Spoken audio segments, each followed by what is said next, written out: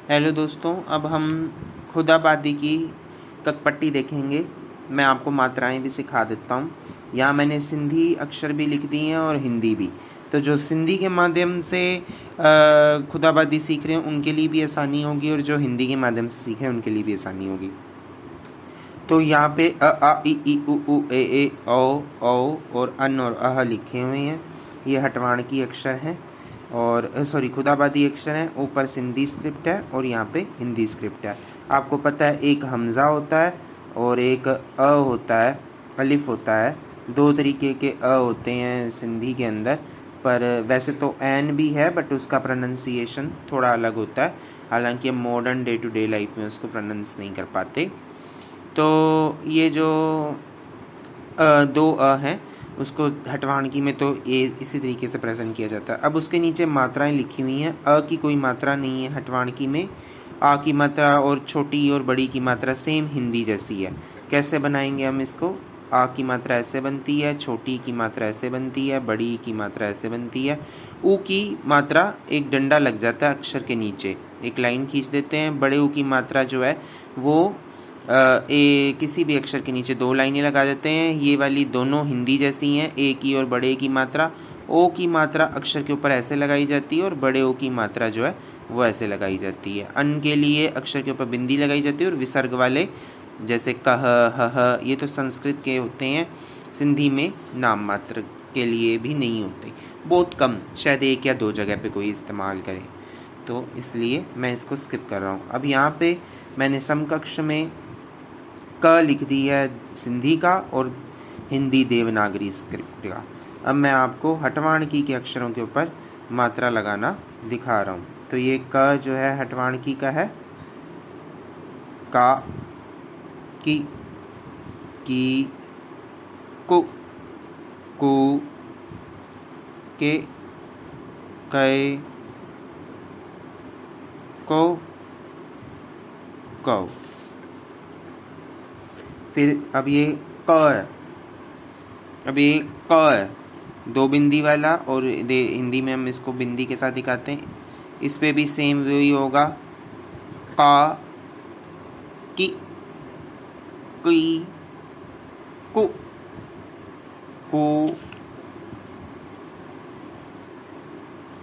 कै, कौ। सेम। अब इसको भी ऐसे ही ख है, ख, खा, खी, खु, खे, खे, खौ, ख,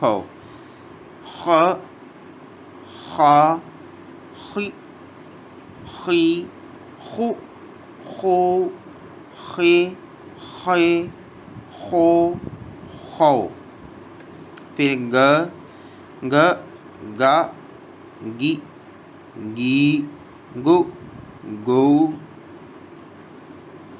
गे, गए, गौ। फिर घ, गी, गु, गे, गौ। फिर ये गेरो वाला ग, गा, गी, गु, गए, गे,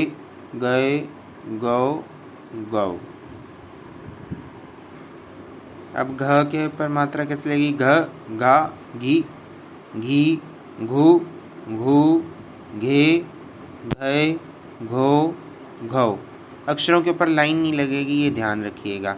ग, गा, गी, गू, गे, गौ। फिर च को देखिए, च, चा, ची, चु, चू, चे, चे, चौ। छ को देखिए, छ, छा, छी, छु, छू, छे, छै, छौ। ज, जा, जी, जू, जो, जे, जय, जो, जो।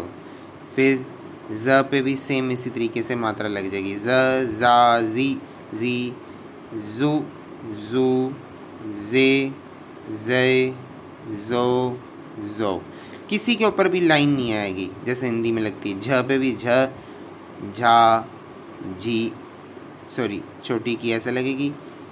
जी, जी, झू, झू, झे, झय, झो, झौ। फिर ज, जा, दी, जी, जू, जू, जे, जय, जो, जौ।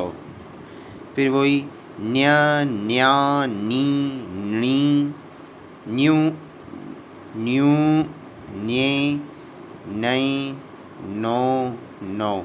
वैसे तो इतनी जगह पे ये जो न्य है बहुत कम जगहों पे यूज़ होता है, और वो ग भी ऐसे अक्षर की शुरुआत नहीं होती, अक्षरों के बीच में ही आते हैं लेटर्स। फिर अब ट देखो, ट, टा, टी, टी, टू, टू, टे, टय, टो, टो। ठीक है, ये लाइन नहीं लगी हुई, ट लिखा ही ऐसे जाता है।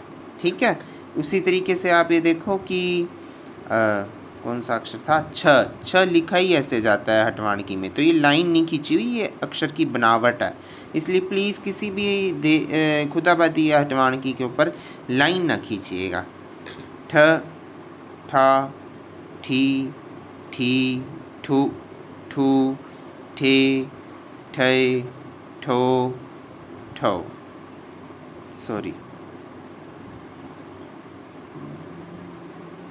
ठीक है, ये ऐसे बन जाएगा।